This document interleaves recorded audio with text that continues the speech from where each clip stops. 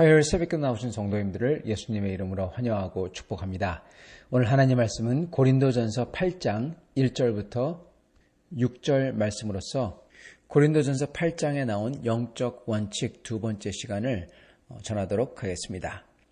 고린도전서 8장 1절부터 6절 말씀. 우상의 제물에 대하여는 우리가 다 지식이 있는 줄을 아나 지식은 교만하게 하며 사랑은 덕을 세우나니 만일 누구든지 뭘 아는 줄로 생각하면 아직도 마땅히 알 것을 알지 못하는 것이요. 또 누구든지 하나님을 사랑하면 그 사람은 하나님도 알아주시느니라. 그러므로 우상의 제물을 먹는 일에 대하여서는 우리가 우상은 세상에 아무것도 아니며 또한 하나님은 한 분밖에 없는 줄 아노라.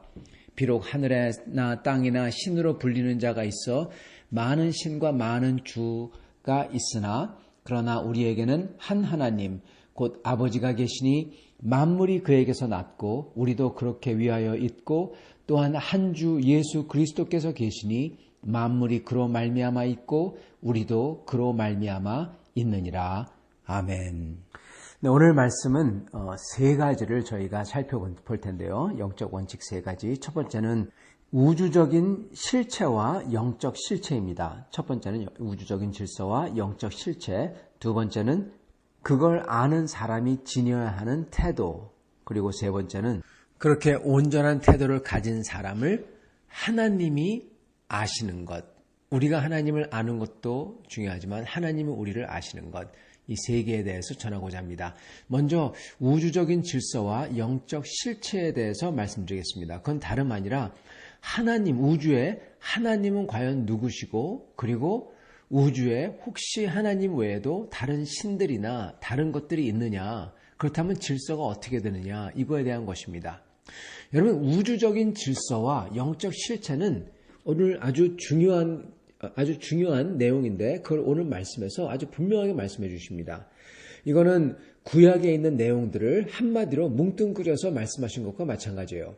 구약을 보면은 다른 신들과 우상들이 존재하는 것을 볼 수가 있습니다. 다른 신들, 예를 들어서 우상이나 몰렉이나 이런 신들이 있죠.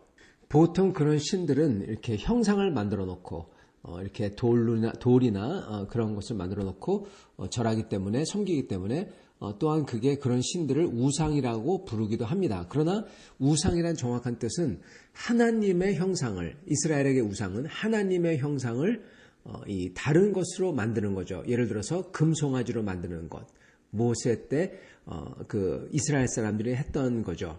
그래서 그 당시 세상은 다른 신들이 분명히 존재했다고 생각했고, 그리고 우상, 하나님을 형상화한, 하나님은 이럴 거다 생각했던 그러한 우상들이 있었습니다. 그리고 헬라 사람들 같은 경우는 그 사람들은 참 대단한 게 뭐냐면 추상적인 것을 실체화했던 사람들이 헬라 사람들입니다. 그 사람들은 어떻게 했냐면 언어로 그렇게 했어요. 여러분, 우리 언어에는요 정관사가 없습니다. 영어로 얘기하면 그 물건, 그랬을 때 그죠. 바로 그것, 더라고 붙죠. 이 더가 어떠한 역할을 하냐면은 예를 들어서 분노, 그랬을 때 그냥 그건 분노입니다. 그냥 보통 우리가 생각하는 화내는 거죠. 근데 거기에 정관사가 붙어버리면요, 더자가 붙어버리면은 the fury, 그러면은 그 분노, 그러면은 그게 형이고, 즉 아무것도 존재하지 않는 무형이 형상화를 띱니다. 즉 분노라는 추상적인 개념이 분노라는 어떠한 존재가 되어버려요. 그게 바로 이 정관사의 힘이죠.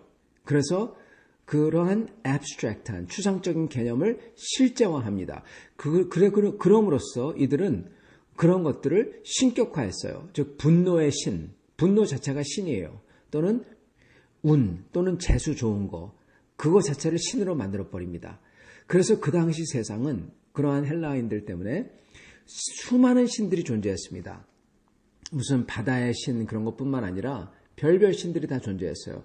그래서 5절에 보면 비록 하늘에나 땅에나 신이라 불리는 자가 있어 많은 신과 많은 주가 있으나, 그렇게 나옵니다. 이거는 여러분 소위 많은 신과 소위 많은 주들이 있다 이겁니다. 진짜 있다는 게 아니라. 그렇지만은 이거를 그 당시 상황을 긍정하는 것입니다. 실제 그렇다. 사람들이 그렇게 부른다. 그러죠. 그러나 그거의 실체는 뭐냐? 이게 바로 우주적인 질서와 영적 실체죠. 그거는 4절에 나옵니다. 이게 구약의 모든 신들, 이스라엘 사람들이 그렇게 두렵고 섬기고 그랬던 신들과 우상들, 이거를 선지자들이 한마디로 표현한 겁니다. 심지어 그러한 우상들을 믿거나 그러한 신들을 믿어서 그러한 신들이 영험해서 환상을 보여주거나 예언을 보여줘가지고 심지어 그게 맞아떨어진다고 하더라도 구약에서는 그것들을 뭐라고 하냐? 선지자들이 뭐라고 하냐? 이렇게 말씀하십니다. 그게 바로 고린도전서 8장 4절에 사도 바울께서 한마디로 이 결론을 내리신 건데요. 그거는 이겁니다. 우상은 세상에 아무것도 아니며 입니다.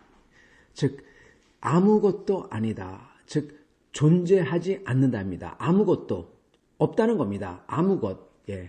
하나도 안 되는 것. 영이라는 뜻입니다. 아무것도 아니며 존재하지 않는다. 우상이라는 것의 실체는, 그러한 신들의 실체는 존재하지 않음이라는 겁니다. 그게 구약에서 선지자들이 누누이 말씀한 겁니다. 왜 헛것에 대해서 절하냐? 그거 존재하지 않는다. 그러나 어떠한 영적 원칙이 발동되냐 하면은 토요일 날 말씀드린 것처럼 이 양심의 원칙, 믿음의 원칙이 발동이 됩니다. 즉 없는 거라고 하더라도 내가 있는 것처럼 믿는다면 비록 없지만 내게는 그게 있는 것이 된다는 겁니다. 믿는 것처럼 된다는 겁니다. 왜냐하면 내가 믿기 때문에. 믿고 거기다가 뭘 바치잖아요. 믿고 내가 그걸 위해서 내 목숨을 바치거나 내 자식을 바치거나 사람을, 즉 인명을 공양을 하거나, 여러분 그러면은 비록 아무것도 없다고 하더라도 그게 그렇게 그러한 아무것도 없는 존재 때문에 목숨을 잃거나 한 사람에게는 그게 있는 것이 돼버리는 겁니다. 그죠? 있는 것처럼 되는 거죠. 그들에게 피해가 있고 영향을 받는 거죠. 여러분 그래서 믿음을 가지면 아무것도 없더라도 그게 실체가 되어버린 겁니다. 그래서 우상에게 바친 음식이 암만 우상이 없다고 하더라도 그게 마치 있는 것처럼 생각하고 그것을 내가 깨림칙하게 마음에 생각하고 먹으면은 그게 나를 유린하는 겁니다. 망치는 겁니다. 왜? 실제로 있는 것처럼 되는 거니까. 그래서 여러분 이 우상은 세상에 아무것도 아니다라는 게 그게 진실입니다. 그러나 그거에 반해서 4절에 보면은 뒤로 붙여놓습니다. 사도 바울께서 또는 그러나입니다. 사실 그러나가 맞습니다. 그러나 하나님은 한 분밖에 없는 줄 아노라. 이 세상에 한 분밖에 없는 존재는, 딱 하나밖에 없는 존재는 바로 하나님이다. 여러분 신이라는 건 없다. 하나님은 있다. 이겁니다. 신이라는 존재는 없어요, 여러분. 신 자체가 없습니다. 하나님만 계십니다. 하나님이라는 존재만 계십니다. 모든 신적인 그러한 성질과 능력을 가진 존재가 하나님밖에 없다는 겁니다. 유일하게 한 분이라는 겁니다. 그게 구약의 가르침이에요. 그리고 이게 진실입니다. 이게 우주적인 질서요, 실체입니다. 근데 거기서 더 놀라운 우주적인 질서와 실체가 있는데 그거는 예수 그리스도께서 우리에게 오심으로써 이루어지는 영적인 실체와 질서입니다. 그거는 6절에 나옵니다.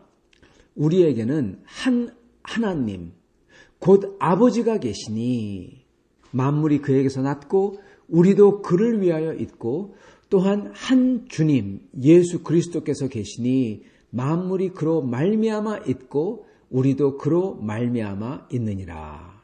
아멘.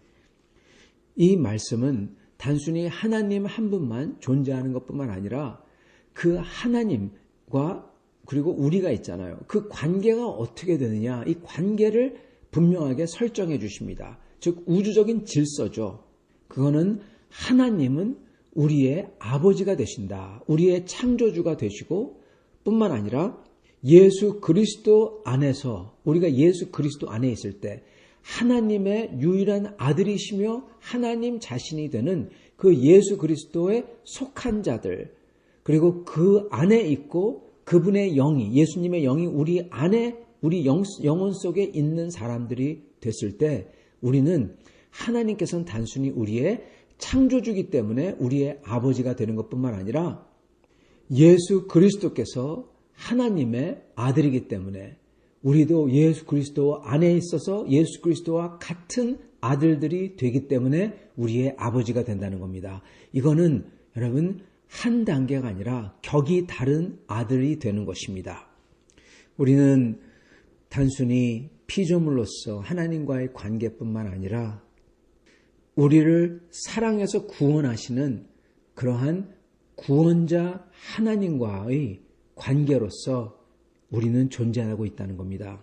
뿐만 아니라 우리는 우리를 완성시키실 예수님처럼 예수님의 모습을 닮도록 완성시키실 완성자 하나님 그리고 그러한 우리와 교제하실 하나님과 우리와의 관계로서 우리는 또한 이제 존재하고 있다는 것입니다. 여러분 우리는요 격이 지금 완전히 다른 존재가 되는 겁니다. 이 세상 피조물 짐승이나 동물이나 이런 것도 아니고 영적 피조물 천사나 이런 것들도 아니고 그와 격이 다른 하나님의 형상이며 그리고 하나님의 아들 그분과 하나가 된 존재로서 저희는 있다는 겁니다. 이게 이 구절에 포함된 뜻이에요. 이게 영적 질서고 영적 실체입니다. 사실 이건 너무나 놀랍고 너무나 대단한 말씀입니다. 이게 사실은 성경에서 구약에서는 숨겨져 왔던 전혀 상상도 못했던 하나님의 뜻과 목적이시죠. 이렇게 죄진 인간을 그리고 죄진 세상을 온전하게 회복시키는 것뿐만 아니라 이러한 인간을 하나님의 아들들로 삼아 그리고 나중에는 하나님 예수 그리스도 성자 하나님을 닮은 존재로 만드셔서 그러한 우리와 영원히 교제하며 같이 있겠다는 하나님의 뜻과 목적입니다. 이게 요한계시록의 끝에 나오죠. 이게 우주적인 실체고 영적 진리입니다. 자, 이거를 우리가 안다면 어떻게 할 거냐라는 겁니다. 이거를 알기에 우상은 아무것도 아니다 하면서 내 멋대로 다른 성도들 상관없이 막 우상의 신전에 가서 같이 파티하며 먹고 마시고 우상에게 드려진 거다. 즉 우상의 신이 여기 들어있다. 그런데도 상관없다면서 거기서 마치 우리가 성찬을 나누듯이 거기서 그걸 막 먹고 심지어 요즘 카톨릭이 하는 것처럼요. 조상에게 절하죠. 거기는 조상에게 그냥 공경을 한다고 하면서 절을 합니다. 즉 이 말은 뭐냐면은 조상 신은 없다는 겁니다. 이건 단순히 공경, 인사 차원이라는 겁니다. 그러니까 이거는 사실 유교 앞에서 기독교와 이 신앙이 타협을 한 거죠. 그러나 어쨌든 간에 그들 얘기하는 거는 조상 신은 존재하지 않는다. 그럼 맞습니다. 그러므로 거기에 절해도 된다. 그게 한국 사람들의 전통적인 예의 범절이다. 그래서 절해도 이렇게 나가는 겁니다. 근데 예의 범절과 숭배와 여러분 한 끗 차이예요. 종이 한 장 차이입니다. 그리고 그걸 보는 사람들이 이걸 제대로 이해하는 사람이 얼마나 있을까요? 그래서 거기다가 조상의 그 제사 지낼 때 같이 제사 지내고 넙죽넙죽 절하고 여러분 이게 일제시대 때 신사참배하고 똑같습니다. 신사참배 때도 이거는 그냥 이 일본 왕 지금 한국을 합병해서 한국하고 일본은 같은 나라가 된 겁니다. 같은 백성이 된 거예요. 그래서 그 당시 개념은 요즘은 민족 그러는데 사실 그 당시 개념은 나라가 합병을 해서 같은 나라가 돼버리면 같은 왕이 되면은 그냥 그 나라 백성이 되는 겁니다. 그랬을 때 그 왕에게 경의를 표하는데 그거 뭐가 나쁘냐? 그거 맞습니다. 사실은 저희 크리스찬은 이렇게 얘기하면 이상하게 생각할지 모르지만 한 나라에 한 왕에게 목숨을 바치는 존재들이 아닙니다. 고종에게 목숨을 바친다? 그거 아닙니다. 오히려 한 나라가 되면 그 나라를 위해서 그 무슨 나라든지 저희가 속했다면 그 나라로 부름을 받았다면 저희는 그 나라에서 좋은 시민으로서 살며 주님을 섬기면 되는 겁니다. 그게 로마서 9장이에요. 사실은요. 그래서 어떻게 보면은 그 당시 사람들이 말했던 그 일본 왕에게 경의를 표하는 것 지배자의 경의를 표하는 것, 그거 잘못된 거 아닙니다. 사실은요. 자, 근데 그게 신도인데 그 신이라고 불렀잖아요. 근데 거기다가 넙죽넙죽 절한다? 여러분, 그게 문제가 되는 건 뭐냐면 일본 왕에게 친일파라서 문제가 되는 게 아니라 친일해도 괜찮아요. 한일해도 친한해도 괜찮아요. 우리의 문제는 크리스찬입니다, 여러분. 크리스찬이 그러한 신이라고 불리는 자에게 넙죽넙죽 절할 때 그건 단순히 왕이나 지배자나 이런 자에게 존중을 표하는 게 아닌 신에게 절하는 것과 마찬가지인데 그 종이 한 장 차이인데 그거를 모르는 사람들은 어떻게 되겠습니까? 똑같은 겁니다, 여러분. 그거는 우상숭배요. 자기는 안 그런다고 하더라도 다른 사람들이 보고 우상숭배로 여기고 저 목사님이 한경진 목사님이 영락교회 한경진 목사님이시죠. 고인이시지만은 이분이 신사참배 해도 괜찮다고 그랬어요. 그리고 그 이유는 틀린 게 아닙니다. 우리의 충성은 이씨 조선 왕에게 있는 것도 아니고 그렇다고 그 어느 존재에게 있는 것도 아닙니다. 다만 그 당시 우리나라를 그렇게 팔고 그렇게 일본과 하나가 되고 그래서 어쨌든 간에 그 다스리는 자에게 순종하고 그리고 그에게 왕으로서 인정을 하라. 그런 면에서 신사참배를 하라. 그랬던 겁니다. 근데 문제는 그가 동시에 자기를 신으로 칭한다는 데에 여기에 문제가 있는 겁니다. 그래서 전하면 안 된다는 겁니다. 일왕이라서 전하지 말라는 게 아니라 그가 스스로를 신으로 칭하기 때문에 거기에 절하는 것은 비록 그가 왕이 신이 아니라는 건 다 알고 있지만은 여기 고린도전서와 똑같이 모든 사람으로 하여금 우상 숭배해도 괜찮구나 그렇게 만들어버린 거예요. 그래서 책임이 큰 것입니다. 나중에 한경진 목사님께서 그거에 대해서 회개하셨죠. 고백을 하셨죠. 내가 잘못했다고.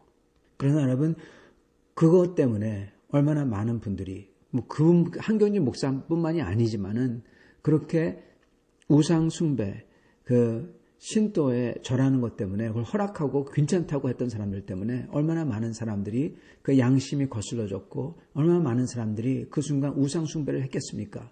이거는 말할 수 없이 큰 책임입니다. 그래서 우리는 특히 크리스찬으로서 특히 직분자로서 특히 목사 같은 사람으로서는 여러분 직분자 집사 다 마찬가지입니다. 다른 사람도 여러분을 보고 있기 때문에 저희가 우상 숭배하느냐 안 하느냐 비록 그게 아무것도 없다고 하더라도 그게 너무나 중요한 겁니다. 다른 영혼들이 여러분 구원에서 떨어지거든요. 하나님께서 우리를 단순히 회복된 죄에서 회복된 존재뿐만 아니라 하나님을 아버지로 둔 우리의 구원자 아버지로 두고 우리의 완성자 아버지로 둔 그러한 존재로서 만드시려고 하는데 그런 존재가 우상에게 넙죽넙죽 절한다? 여러분 이거는 안 될 소리인 겁니다. 정말 이건 경악스러운 겁니다. 더군다나 그렇게 하면서도 자기가 다 알고 있다고 알면서 그랬다고 여러분 이거는 끔찍한 겁니다. 그렇기 때문에 저희는 모양이라도 그러한 우상들이나 그러한 신들을 피해야 되고 이에 대해서 타협하면 안 되는 겁니다. 요즘에는 제사밥을 먹는 거는 제가 볼 때는 그런 문제가 없는 것 같습니다. 왜냐하면 사람들이 제사밥에 대해서 제사를 지내서 거기에 조상 귀신이 스며들어서 조상 귀신을 같이 먹는다 이렇게까지 생각은 안 하거든요. 즉 생각이 바뀐 겁니다. 옛날에는 요즘 세상이 아니라 제가 볼 때는 한 50년 전만 하더라도 그때까지만 하더라도 그리고 그 이전에는 똑같이 생각했습니다. 제사밥에 귀신이 스며들어 있고 그걸 먹음으로써 조상신과 같이 이런 것까지 갔어요. 근데 요즘은 그렇게 생각하는 사람 아무도 없습니다. 그래서 제사밥 마음대로 먹어도 됩니다. 사실은. 그런 거 보면서 시험 들 사람이 하나도 없습니다. 여러분 근데 진짜 시험 든다는 게 여러분 많은 사람들이 시험 들었다 그러는데 그거는 시험 든 게 아니라 자기가 뭘 하고 싶은데 다른 사람이 먼저 해서 질투하거나 시기하거나 그런 게 대부분입니다. 시험 드는 거는 진정으로 시험 드는 거는 바로 오늘 말씀에 나오는 게 시험 드는 겁니다. 즉 자기가 우상이나 죄를 갖다가 짓지 않으려고 했었는데 저 크리스찬이 용감하게 죄를 지음으로써 우상 숭배를 함으로써 자기도 따라 하려고 하는 거 그게 시험 드는 겁니다. 자, 요즘에는 그래서 제사밥 같은 경우는 그것 때문에 사람들이 시험 들거나 그러지 않습니다. 그러나 제사에 거기에 참여하는 것, 거기에 있는 것 자체, 이것도 요즘에는 그래도 덜 합니다. 왜냐하면 사람들이 이거를 어떤 제사보다는 어떤 가족의 펑션, 가족의 모임 정도로 생각하는 경우가 많기 때문에 그렇습니다. 많이 쉽게 얘기하면 요즘 사회가 많이 세속화된 겁니다. 어떻게 보면요.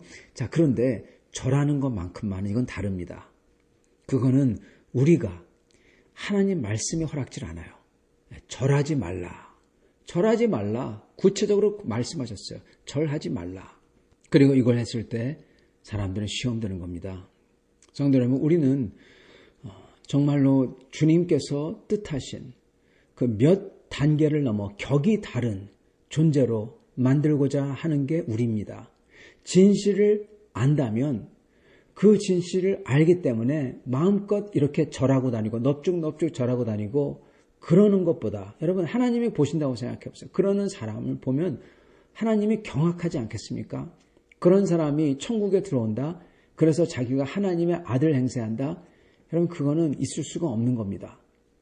그래서 저희는 이 진실과 이 우주의 질서를 안다면 어떻게 해야 되느냐? 그건 바로 겸손입니다. 이거에 대해서는 내일 다시 나누도록 하겠습니다. 오늘 같이 이 말씀을 생각하며 기도하도록 하겠습니다.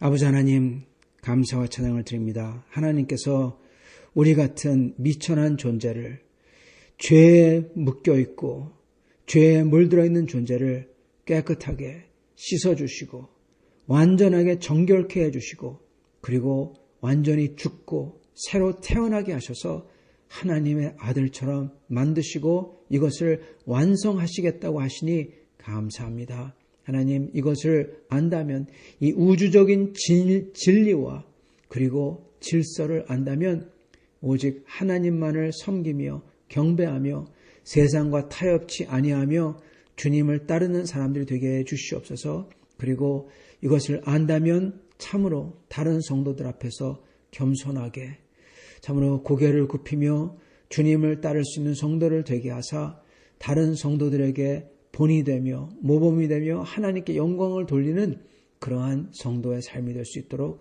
주께서 저희를 붙들어 주시옵소서. 예수 그리스도 받들어 기도드립니다. 아멘.